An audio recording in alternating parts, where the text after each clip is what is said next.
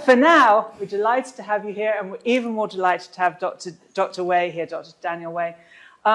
He's a real doctor. I mean, a physician, and was a physician for many, many years up north and in Glens Falls. But he's had a long-term interest in photography since he was a kid and has kept up with it. And not only that, Stoddard was a particular of interest because they're actually related. Great nephew, I think, if I've got the right number of greats in there. But we persuaded him to bring together a lot of his Stoddard information and tie in Jesse Wooley, who's our own local son, who had some connections with Stoddard, not least among the fact they came from the same place. They both came from Wilton, about 20 years or so difference in age, but still, same sort of thing. So I also want to say, after the presentation, Dr. Way has some of his books available for sale outside as you leave. So please remember to stop there. And if you need anything else from me, if you're interested in becoming a member or just signing up for our mailing list, let me know that. He doesn't need to do any of that. That's me. So, Dr. Day, over to you. Thank you. Well, thank you for coming, everybody. It would have been really strange if nobody had shown up. When Isobel asked me to come here and talk about my favorite photographer and distant relative, I felt like it was the same as asking a little kid if he would like a basket of candy. First, is there anyone here who is not familiar at all with Seneca? Or Stoddard, have no idea who he is? Who's going to admit that? Okay, well, only a few. Okay, well, you're about to learn a lot. Are there any full-blown Stoddard nerds here, like me, who like to collect his stuff and learn all about him? Okay, I'm the only nerd. Okay, we got a nerd or two. Okay. But how about Jesse Wooley? Does anybody know much about Jesse? Okay, we got a Jesse Wooley nerd or two here. Okay, that's good.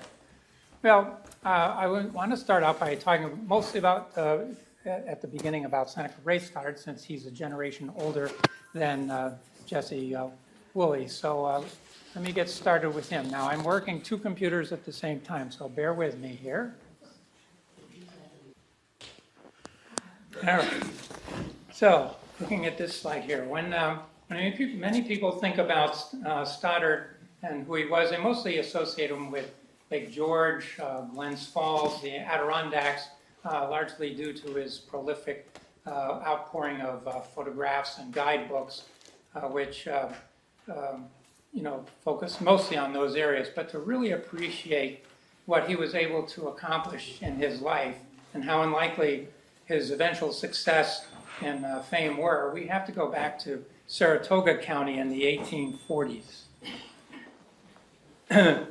So Seneca Ray was born in the town of Wilton in Saratoga in 1844. And according to county records, in 1848, the Stoddard residence was located at the southeast corner of Dimmock's Corners in the town of Wilton.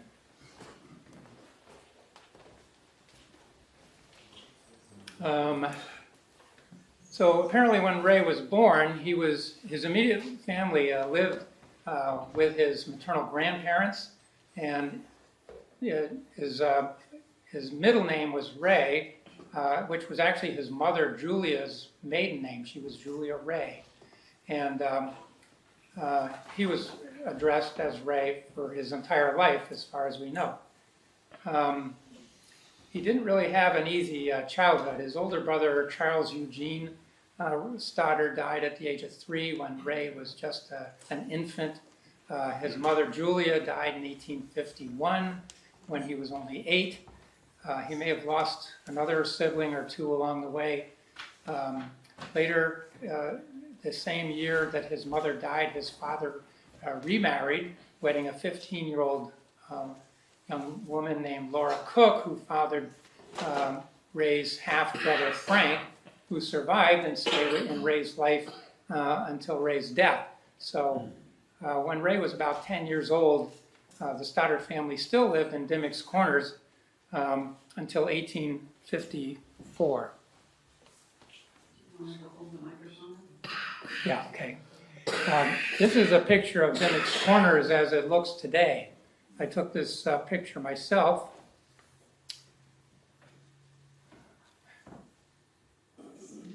And I took it because I had that map that was on the previous slide that showed that the Stoddard house was on the southeastern corner of Dimmock's Corners, and that's where this farmhouse appears to be. If you were to look behind the house, you would see rolling hills and farmland. So it almost looks like it could have been where he was born in his early life. Unfortunately, his home life was chaotic due to his father, Charles, who apparently had some kind of unspecified mental illness. As you can see, he does look a little crazy, doesn't he? Over the next decade, after leaving Dimmock's Corners, Charles moved the family repeatedly, selling one farm he had recently bought only to buy another. In 1859, Charles moved the family from Saratoga County to a tiny town called Hawks Hollow, way up in Franklin County, almost near Canada, in 1859. And Ray just began attending school at that age. He was about 18 years old in 1860. I guess he was a little older than that, because he was about 18 years old when they moved to Troy, New York, and he probably parted company with his father about that time, which was probably a very smart thing to do. Upon arrival in Troy, Seneca Ray sought out the services. Wait a minute, I think I skipped ahead here. So he, let's see. Ray was probably living on his own in the city of Troy when he began working at the Eaton and Gilbert Car Works, which was a company that made railroad cars, and he was tasked with painting the decorative artwork inside the cars, and the train cars. So he probably rubbed shoulders with a lot of the other artists in Troy. As you may know, Green Island and Troy was a hotbed for the Hudson River School of Artists. Some of the most famous ones are John Kenseth, Samuel Coleman, Asher B. Durant, and others were in Troy. And although we don't have any documentation of how much Stoddard knew any of them, but he clearly had a lot of influence and learned a lot from the other artists in Troy, because he was able to make a living painting decorative art and landscapes. And these paintings here, he didn't paint these paintings. These were painted by Hudson River artists. But you can see the kind of influence it would have had on him. You know, these beautiful landscapes, sunrises, sunsets, beautiful water. I think it just, I think it attracted his artistic talent, which he must have been born with, but fortunately it was able to be expressed at an early age. So after working in Troy for a while, he decided to move north and explore. These trains that he was painting were just coming into existence, the railroads, and so the train rails would come up to Glens Falls and eventually up to Lake George. So the tourism industry was just beginning in the around the time of the Civil War. So he decided to head north and head up to Lake George after hearing about all these beautiful scenes that the artists were painting.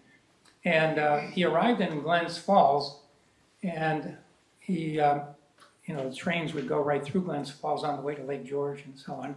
And he decided that Glens Falls, that looks like a pretty nice place. Maybe I should move up there. So one day he came up to Glens Falls and he came into the insurance office of Thomas Potter. This building here is still in existence in Glens Falls on the corner of Elm and South Street in Glens Falls, and that's the way it looks today. And back in those days, it was run by a Thomas Potter, who was a merchant and insurance agent, and apparently had a lot of connections and was fairly well-to-do. Potter was able to help him get settled in Glens Falls. And once he settled down there, he had already found a place to set up shop as a portrait artist, and he also would do commercial artwork, doing banners and other commercial painting, just as he did in Troy. And right across the street from where his gallery or office was the photography office of a studio photographer named George Conkey, who also took a liking to Stoddard. I think Stoddard must have been a fairly charming fellow. Conkey took him under his wing, and he showed Seneca Ray Stoddard the infantile art of photography. He showed him how to develop film, make glass plates, and of course Stoddard already had an innate talent for portraits and things like that. So he was saying, hey, this is very exciting. So he learned how to take stereo photographs, as you can see here, and he could crank those out very easily. The stereo cameras could take these duplicate pictures, and you could just print them easily. And so he started his photography career by selling stereographs of the falls in Glens Falls, and they apparently sold quite well. And he thought, well, maybe I'll go up to Lake George and see what's going on up there. So he started taking pictures of the steamboats and the lake and so on in Lake George. So apparently the young Seneca Ray had a real talent for making connections and social climbing. In fact, he was so good at it that he ended up marrying,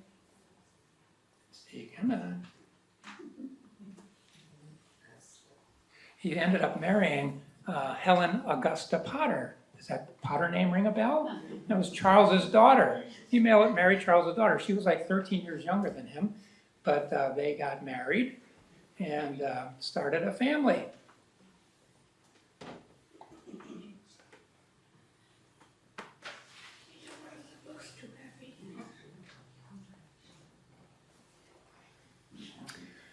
Now, the next thing that happened was, has anybody ever read Mark Twain's The Innocents Abroad? That book ring a bell? That book was a sensation. It was the best-selling book in the world. It was probably the most popular book ever printed at that time. It was a tremendous success. And if you know anything about it, you know that Twain traveled all through the Mideast and Europe and so on, and the Holy Land. And it was the best-selling book of Twain's career, as a matter of fact. It sold more copies than Huckleberry Finn or Tom Sawyer, and it's probably the best, or one of the best-selling travel books of all time. So that kind of inspired him. And in fact, it not only inspired Stoddard, it inspired Reverend William H.H. Murray. Has anybody heard of Reverend Murray? Well, Reverend Murray was I wouldn't call him a charlatan, but he was a kind of a huckster. He was a reverend, but he seemed to like to tell tall tales. But in any case, he obviously read Mark Twain's book, and he was apparently a traveler of the Adirondacks and would go up in the Adirondacks, and he wrote this book here, Adirondack Adventures, in 1869, which was sort of like Murray's version of The Innocents Abroad, but happening in the Adirondacks. And it was a sensation too. He sold many, many copies. He went on a lecture tour. He became locally famous. So this whole idea of making guidebooks seemed like a pretty lucrative business. So guess what? In 1873, Seneca Ray Stoddard wrote his first guidebook, which you can see on the left here. That is his very first guidebook at Lake George in 1873. This copy you're looking at is a copy I inherited from my grandfather. And so Stoddard had bought a house by then on Elm Street in Glens Falls. He bought the house on 22 Elm Street, as you can see in this directory page clipping here. And lo and behold, 2 doors down from Stoddard's house was 26 Elm Street, which is,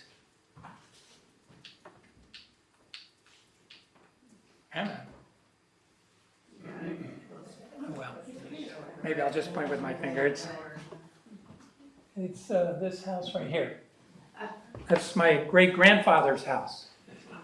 So Seneca Ray Stoddard lived 2 doors down from my great-grandfather. And this is a very famous picture that Stoddard took in the 1870s. And the 2 boys in the front that are paddling the wash tubs and the cradles, those are Stoddard's 2 sons, Charles and Edward. And or Herbert, I'm sorry, Charles and Herbert. The closest children on the sidewalk, this is my grandfather, my great aunt, and my great uncle. So they were standing there watching this armada coming down Elm Street. So that's where the connection is between my mother's family, the Garrett family, and the Stoddard family. So Stoddard's Lake George guidebook did very well, and Stoddard was moving right along. And it wasn't really until 1881 that Stoddard got around to publishing his first edition of a Saratoga guidebook. And like his other guidebooks, as the market and the available destinations within the region expanded rapidly, he would update and expand the books so that he had to keep making new editions of them. And of course, if your old edition was becoming obsolete, you had to buy a new one. And so he would be able to sell more and more of these guidebooks. You can see here's the first one is from 1881. That was his first edition. And the other one, the last one, was 18 years later. Now, in the 1881 edition,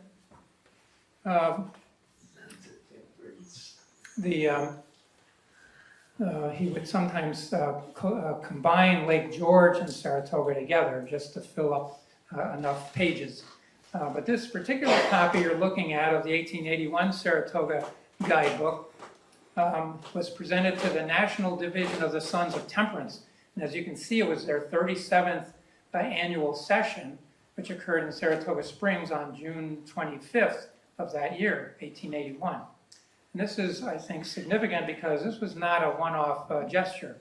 In chapter 14 of my book about Seneca Ray Stoddard, I explain why I believe Stoddard's father was very likely an alcoholic and may have been responsible for Ray's abhorrence of alcohol that he maintained throughout his life.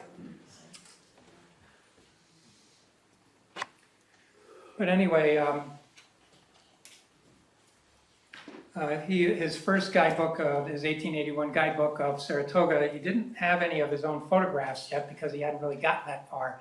He didn't want to wait, so he used etchings and lithographs that he borrowed from other artists to show some of the grandeur of Saratoga. You can see the grandeur of these magnificent hotels and buildings. Later on, he would come back in the 1890s, mid-1890s, to take his own photographs. You can see this is the Grand Union Hotel with all the stagecoaches, and everywhere you look, there's just beautiful hotels, springs, and street scenes. He must have been able to take a beautiful picture every direction he looked. Here's the United States Hotel. Here's the court view of the same hotel with the beautiful park.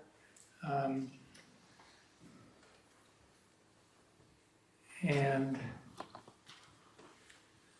this one here is from my own collection. There's the Woodlawn Park entrance.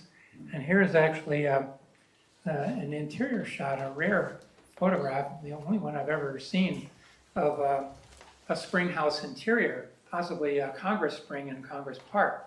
Back in the day where there were hardly any medicines that actually did any good, the waters of the various springs were touted as having medicinal properties. And if you read he quotes some authorities on the healing effects of the spring water in his guidebook, and it's rather amazing what these waters could do. And but actually, if you read between the lines, Stoddard actually kind of disqualified himself as being authority on the spring water. But of course, that was how Saratoga made its money. It was a huge industry when there weren't any drugs. I mean, there weren't any drugs back there, probably aspirin, but I don't think there was even Tylenol. So people went there because they were suffering with various ailments and they didn't know what else to do. So they figured they might as well have a good time in Saratoga while they're drinking the spa water.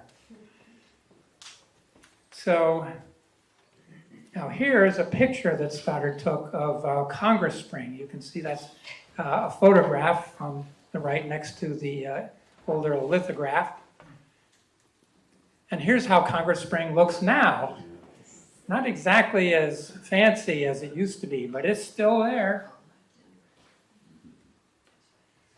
But meanwhile, as time went on, Seneca Ray found more and more reasons to turn his attention northward toward the Adirondacks, especially when he had acquired the ability to take high-quality landscape photographs of scenery and activities in remote places. So he began to leave the tourist attractions of Saratoga and even Lake George behind, and having built up a reliable supply of images and guidebooks to sustain those lucrative markets, he began to make use of the newly expanding railroad to explore further afield to the north.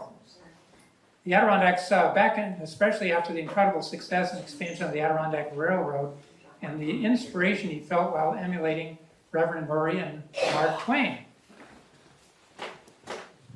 And by then he was very good at using dramatic scenes and dramatic lighting, and he would do all kinds of risky things to get a great shot, like this picture of the railroad. He's apparently got his camera on a tripod on a very steep slope, and he was able to capture the perspective of this train coming right toward him in a very dramatic way.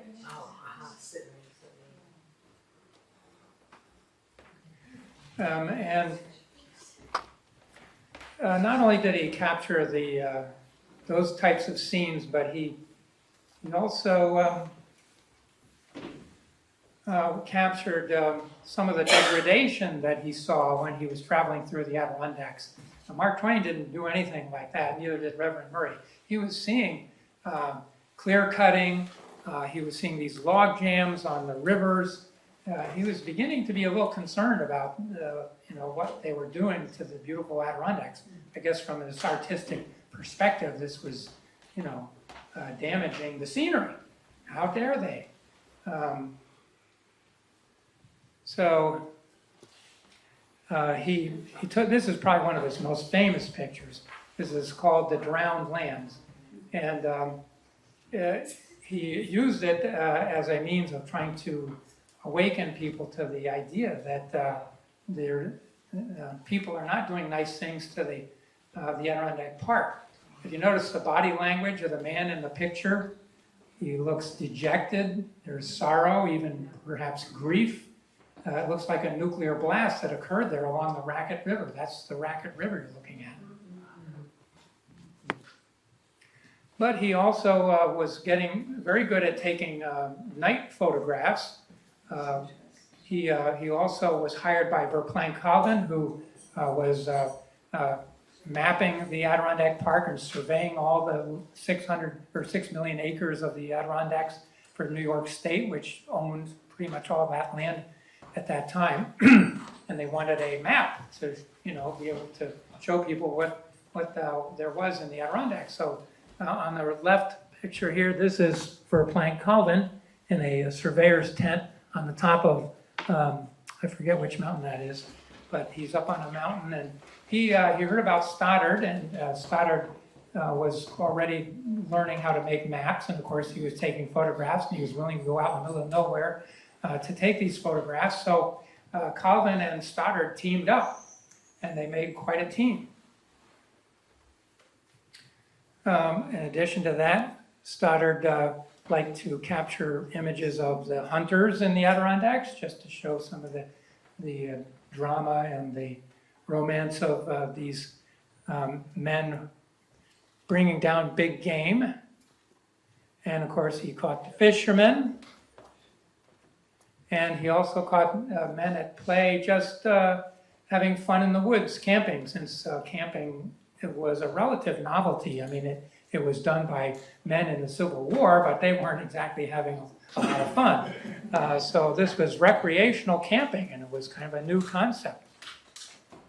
And he photographed the hotels, of course, and the steamboats, and this was mostly for commercial purposes. He did have to sell pictures, and people who stayed in these hotels and people who rode on these beautiful cruise ships, they wanted a picture to take home to their family. And he was very good at using flash photography when there was pretty much no such thing. Does anybody know how they used, what he used for taking flash pictures? Flash powder? Gunpowder. Gunpowder, yes. And which is pretty much flash powder. In fact, does anybody know what happened to him in New York City at one time? He was taking a picture of the Statue of Liberty, and he had to have a whole bunch of gunpowder to do that. And apparently he set himself on fire. The flash powder came down and got on his head and burned his face and his hair, and he was scalded pretty badly. Luckily, he made a full recovery, but that's what he would do to get a good picture. But he took some very nice nighttime pictures of people at their campfires at these hotel camps. You can see the fire burning on the logs, but some of that is artificially painted in. The flame is white, but if you use black ink, you create a white image. So he would paint black flames onto the negative and print it in such a way that it looked like flames coming up out of the fire. In reality, the shutter of the camera was probably open for many, many seconds, so you wouldn't get those real sharp flames. You'd just get a big blur. So he was pretty good at making things look more dramatic. You can see here another example of it. And then, of course, he wasn't above putting himself in the picture. You can see him in both of these pictures. He's on the left-hand picture. He's the guy with the white hat sitting in the lean-to. And I don't know if you can see it, but I've seen versions of this picture where there's a little white line coming from his hand off to the side of the picture. He's tripping the shutter. And the one on the right is taken up at Whiteface Mountain with his brother-in-law, Charles O'Blennis, in the foreground. I'm not sure. The man on the left in the back is a guide that he often traveled with. I'm not sure what his name was. And Seneca Ray is the gentleman on the right in the back. Yes? The one on the left, I know it's been colorized. Was that done by Stoddard or was that done after? Because I see his coat is red, the flames are orange. Oh, these, yeah. Those were tinted. Hand or later on? They were hand tinted by somebody else. Oh. He had somebody in his shop It might have been his wife, Okay. or Emily Doty, who was a long time. But he sold the pictures colorized? Yeah, Okay. yeah. I mean, I think he probably also sold some. I've seen some that were not colorized. Oops. And I love these pictures. Let me catch up here. The picture on the left is a picture of him with his darkroom equipment. So you can actually see some of the stuff that he had to lug around with him. And this was on the shore of the Isobel Chasm. He was right on the edge of the Isobel Chasm. And the person who took the picture, probably Charles of Glenn is his brother-in-law, was on the other side of the river shooting across to take that picture. So here's the last two examples of how he would insinuate himself into a picture. Here is his shadow with his shroud around him. So he's got the shroud behind the camera, looks like an evil ghost taking a picture of the lake house on Lake George. And the other picture is a picture of him in his office, and it's a more serious picture, which was taken quite a bit later in his career. And in my book, I have a whole chapter in it about his office and his house. I actually found pictures that he took of the inside of his house on Elm Street, every room, and you're given a virtual tour of his house, including several pictures of his office from different angles. It's quite amazing, because his house is no longer in existence. It was demolished not long after he died, because it was a mess.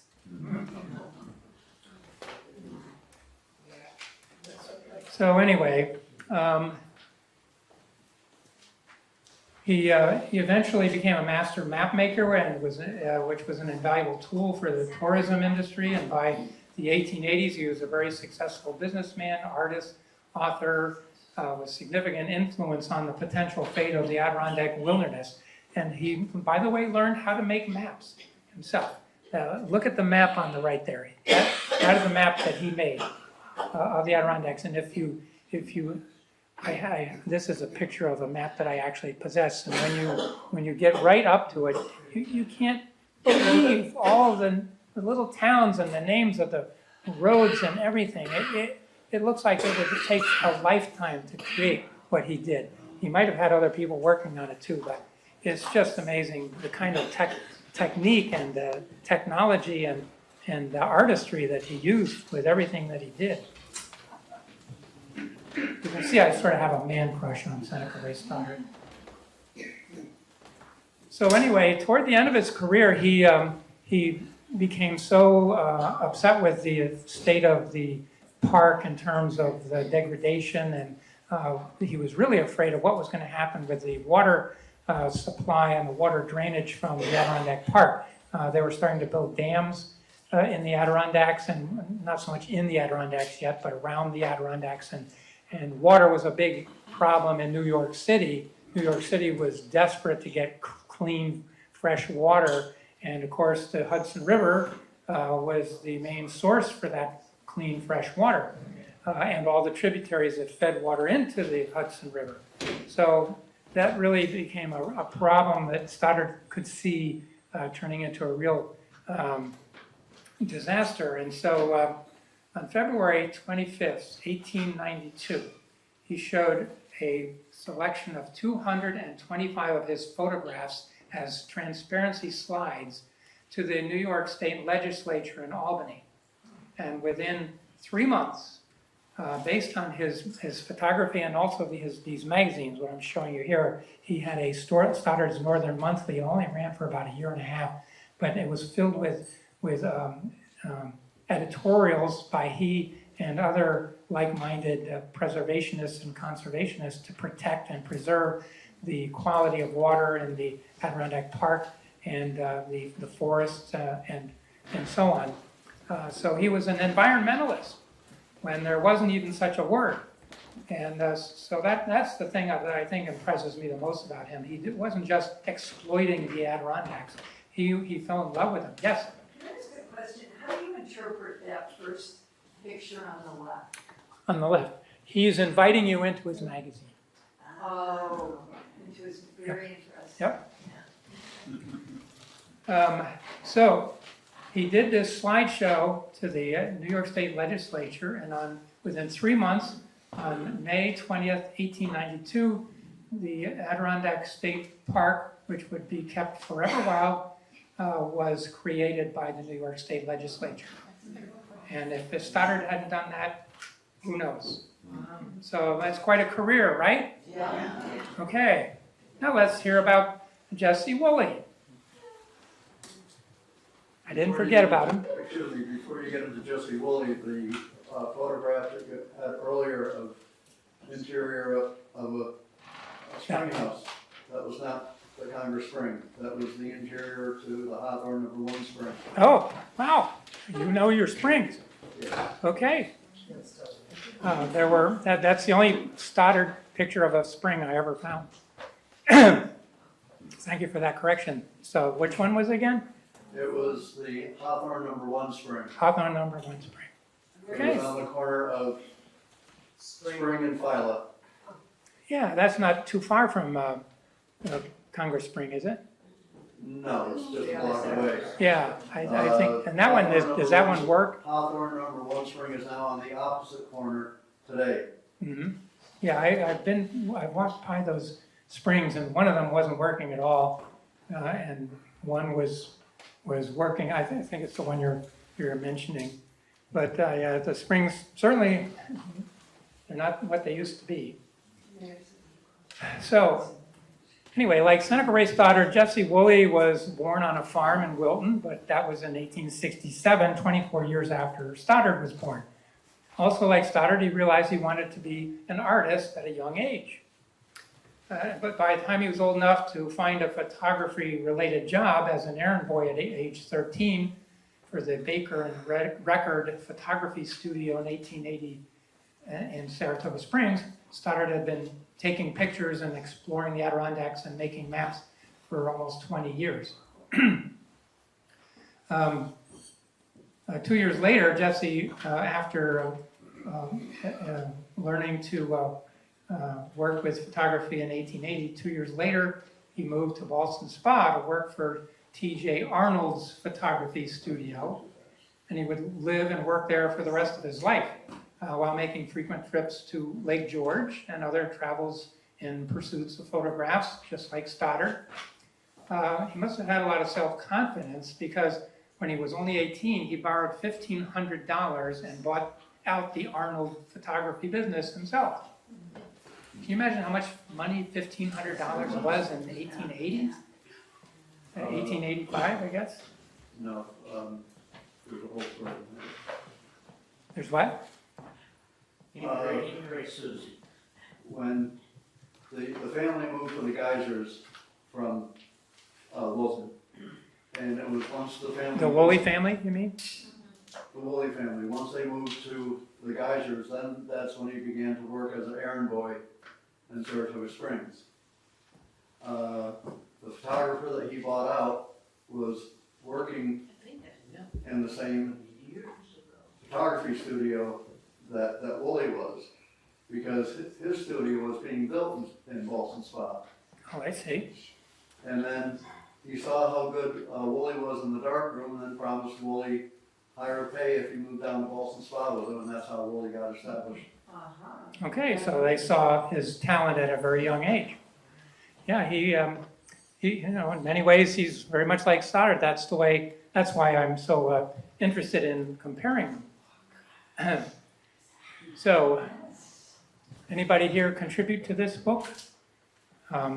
It's quite a wonderful book. It's been out for several years now, and let's see here.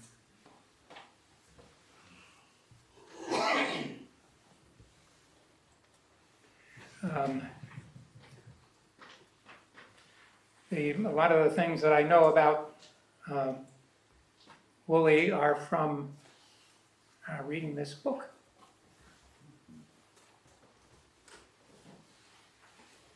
Wait a minute, here we go. So what I know about Wooley is mostly due to this book, which was written by a group of 5 contributing authors, including Richard Timberlake and Philip Terry, who produced this book in 2018 that featured Wooley's life, and I can certainly highly recommend it. It's pretty much given me what most of what I needed for this talk. So here's what downtown Ballston Spa looked like in 1864. Wooley's Milton Street studio is on the left. Notice on the right side of the screen, you'll see his first business card, which says that he was the successor to T.J. Arnold.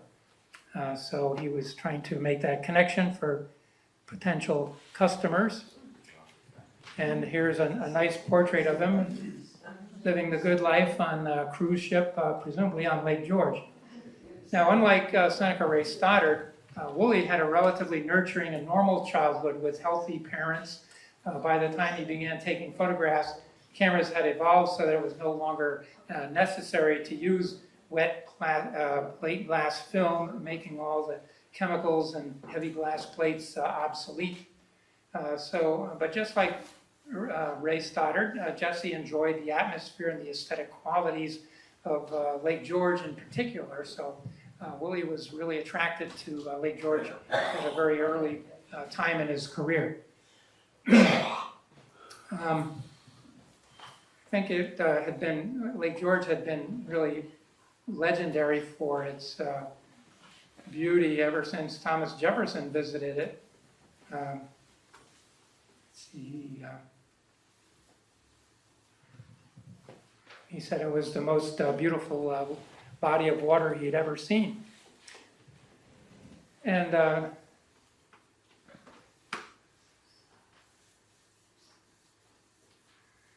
it was probably at Lake George where Stoddard and Wooley crossed paths in the early 1890s. Now, no doubt they were aware of each other by then, and in August of 1893, Stoddard invited Wooley to conduct a photographic tour of the Adirondacks. I don't think Wooley had been up there yet, so Stoddard introduced him to the Adirondacks. On their return from the Adirondacks, they both developed a series of lectures, including their photographs. And so through this association with Stoddard, Wooley developed his expertise as a lantern slide or stereopticon lecturer. Soon they were a regular traveling team. They went to the World's Columbian Exposition in Chicago in the fall of 1893, followed by excursions to California, then Vermont in 1897.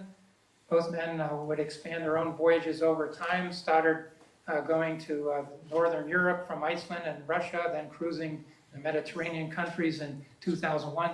So what you're seeing on this slide here is Stoddard's 2 main tour books, sort of like the Innocents Abroad, and it's done in the same kind of whimsical fashion as Mark Twain's book, and it has a lot of his own photographs. And these are pretty elaborate books. They were limited edition to like 100 copies, and I don't know what they sold for, but probably were pretty pricey but if you were able to afford to take a cruise on the ship, and he wrote about his fellow passengers, so he was probably selling the books to the passengers, that he probably took their names and addresses and everything while he was on the ship. So he would sell these books to many of his fellow travelers. Now, meanwhile, between 1908 and 1923, Wooley was the resident photographer for the Silver Bay Association in Lake George. He would take these group photos of campers and staff, and undoubtedly sold dozens, if not hundreds, of copies of those pictures. You can see how many people are in these pictures. Tourists were his main market, and he was evidently quite successful. He eventually opened a photography studio in Silver Bay on Lake George in 1908 to handle the bustling business from the YMCA Resort and Sagamore Hotel there. So you can just imagine how many pictures could he have sold of that group photo? $1 a piece back in those days. He probably made out like a bandit. he made enough money that he was able to, like Stoddard, do a lot of traveling to other countries. He really followed in Stoddard's footsteps, literally. And his favorite place to go was Florida, which was not true of Stoddard. He went down to Florida several times, as well as to the western United States and Europe. These are just some more of the pictures that I actually scanned these from the Wooley book that I just showed you the cover of earlier. So that book is just filled with beautiful panoramas. That was Wooley's specialty, I would say, was panoramic photographs. In fact, he would use this is what a panoramic camera looks like. There's a whole series of them here called the Alvista cameras from 1903. And they had little tiny pocket ones, and then they had great big large format versions for depending on how much money you were willing to spend on the cameras and the prints and so on. Seneca Ray had his own panoramic camera. This is a beauty that's on display at the Chapman Museum. And Stoddard's output of panoramas was relatively small in comparison to Wooley's, and I think it was partly because he seemed to prefer doing stereographic photographs. They were very popular since you could make a three-dimensional image with them if you had a stereopticon viewer, and they were sort of like a Viewmaster, a precursor. So he would actually give lectures to people showing his stereographs, and he taught them how to look at the stereograph in a way so that you could see the 3D. So if you look at the picture and you just relax your eyes, normally when you look at something, your eyes kind of turn inward and focus on something, but if you just relax your eye muscles and let the two pictures move apart, you'll overlap the left one on the right side with the right one on the left side, and the picture in the middle, the third picture in the middle, is in 3D. So I don't know if any of you can do that. You know who's in that picture? Yes, that's Old Mountain Phelps.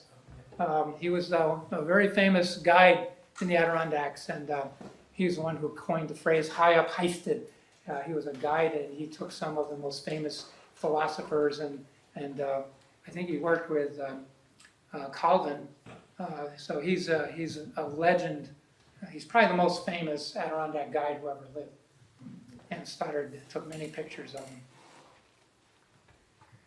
So meanwhile, to summarize, Ray Stoddard and Jesse Wooley were arguably the two most noteworthy and revered Adirondack photographers of the 19th century.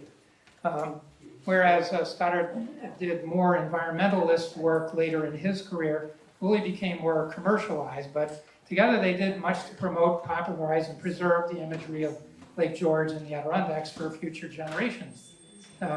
Fortunately, much of Stoddard's work has been preserved by museums, including the Chapman and the Adirondack Museum. There's many rabid collectors, such as myself, who also have a large trove of his work. Much of Wooley's collection, I guess, is found in Ballston Spa, including this museum. So if you want to learn more about Wooley's photographs and so on, you're in the right place right here. On the left, you'll see one of his guidebooks of Florida. It's called Florida Illustrated. On the right is a picture of a man whose job was to wrestle alligators for crowds for money. So you can see he's ferociously wrestling an alligator there, who's probably like, "This is the third time today we've had to do this. When do I get my dinner?" But luckily, a lot of his photographs are available online. There's an excellent website from the University of Miami that documents Wooley's career, including his many visits to Florida and his prolific postcard business. If you want to take a picture with your camera of this screen here, there's the URL down here that shows where that website is, and you can go on it and look at all the slideshows there. The Adirondack Almanac also has some of Wooley's links and connections. You can take a picture of that too and get that URL. There's really only the one book about Wooley that I know of. Does anybody know of any other books about Wooley? No. Yeah. There's 4 books about Stoddard, including mine, which happens to be out front right now. In regards to Wooley, there's also the George S. Bolster collection, which is part of the Saratoga Springs History Museum. They have at least almost 100 5x7 glass plates of Wooley's. Oh, wow. And then about another 40 nitrate natives. No. Are they mostly panoramas, you know? They're mostly of downtown Saratoga Springs and the environs, the hotels, the street scenes. And the 5x7s were simply, the largest portion was contact printers for postcards. And I've seen some of the Wooley images of Saratoga Springs blown up larger than your screen. Wow. And Wow. they are absolutely marvelous. Yeah. I bet. I'm sure you use the best equipment. Yes. There's also the Dave Trombley collection. Yes, there Now, is. That's a large collection that was put together starting in 1970 as an office boy for the Saratogian, and Bob Scott was the editor. Now, Bob Scott also had a photography business, and Bob Scott had a huge collection of plates at the Saratogian office. And Dave Trombley, as office boy, asked Miss Butler, may I take and preserve the plates that are sitting there? Those turned into a time of being 12 years old doing contact prints in the basement of Dave Trombley's home. And then I was fortunate enough to have a father that was into antiques and went to Lyrical Ballard, where this gentleman was doing art soils for George Bolster. And David Trombley would go on Saturdays while his father was at Lyrical Ballad, and this gentleman and George taught me how to art soil. And I then learned that you had to do your prints in sepia, you had to use a matte paper, and there was image photography, which was down on the corner of, down towards Gaffney's. And photo supplies were all bought there. And in the interim, as a newspaper boy at the age of 11, had all the village people. And I asked every little old lady, do you have any Ballston Spa postcards? Wow. And David Trombley has over 150 J.S. Wooley True Photo postcards. No kidding. Wow. Wow. That's awesome. That is starting, That's awesome. I'm starting to put it to the point where to share it. I'm putting it into topographical at this point.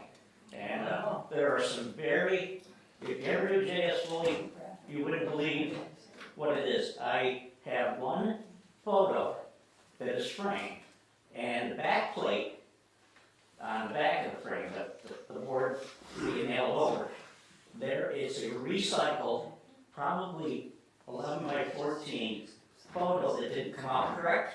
And on the photo, on the seal in San Francisco, seals on the rocks. And it was a photo that came out not to his liking. And he recycled those photos in the back of Just like a other little photos. freebie And, or whatever. that was when he was doing his tours. Huh. And he, beyond interesting, I have his family 1905 scrapbook from the family when they lived above the studio. Wow. Where the beautiful Cumberland Farms is. And I have many pictures that show him and his dog, the family, Really? all in personal Wow. shots. So, That's awesome, because there weren't a lot of pictures of Wooley in the Wooley book. I So- used to be one of those collected, nobody can see, I got it.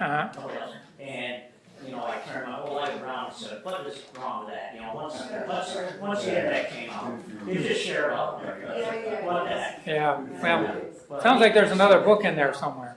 Yeah, he did some really phenomenal things. Yeah, I'm sure that, And Mike will tell you, he's seen enough of it all. I think we need another book or two about Wooley. Well, I'm not gonna say anything about the other book. Okay, all right. Someday somebody will write the real book. Now, there's one thing that Wooley did that Seneca Ray Stoddard never did, photographically. Anybody? What's that? Oh, I'm sorry. There was, well, just one more point I want to make. There was one thing that Jesse Wooley did, at least one thing, that Wooley did that Seneca Ray Stoddard never did, photographically. Anybody want to guess? Use the Brownie camera. Brownie camera? I don't think that's true. I think he did use... Yes, we're working on the plates upstairs. Oh, okay. No, I'll give you a hint. He sells the Brownie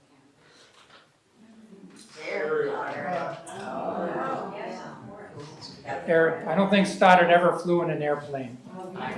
Well, I'm just glad that I was able to come here tonight and give this presentation. I feel that I have a good audience here who really appreciate not only Seneca Ray Stoddard, but we have a lot of Wooley fans here too, and that's nice to see. And I find it fun to be here because of my own connections with the town of Ballston Spa. The graveyard that's over off Garrett Road has 23 of my ancestors buried there. The Garrett family. And their name is Garrett, and the Garrett Road was named for the Garretts. There's also Garrett Lane. So I have very deep roots here, and that makes me feel very good about being here with all you folks. And I want to thank you for listening to me and putting up with my electronic problems. Doctor, while we're on the, do you know where Jesse Wooley is buried? We haven't been able to No, I figure don't. it out. No, I don't. I know where Stoddard is buried. There's a picture of his grave in Pine View Cemetery in Glens Falls, which is where my great-grandfather Garrett is buried. And but I don't know where Wooley is buried. He spent a lot of time in Florida. I don't know if he was buried in Florida, but no, I don't know. So anyway, I've been a Stoddard nerd for about 30 years now, since I inherited some Stoddard maps and photographs and guidebooks at a young age. So I've been collecting Stoddard material and studying and reading all the books about him, and I decided to read a book about him myself, or write a book about him myself. So I published it a couple years ago, and I have some copies out for sale here if you want. And a portion of the proceeds will be donated to the museum here. So I also have 3 of my own books about my medical career, where I photographed my patients who are interesting, mostly people who are now long gone, and who had stories to tell about the early 20th century. And one of the books is all about World War II veterans who were patients of mine. So I'll be out there with my books in just a couple minutes if anybody wants to take a look at them. Thank you very much.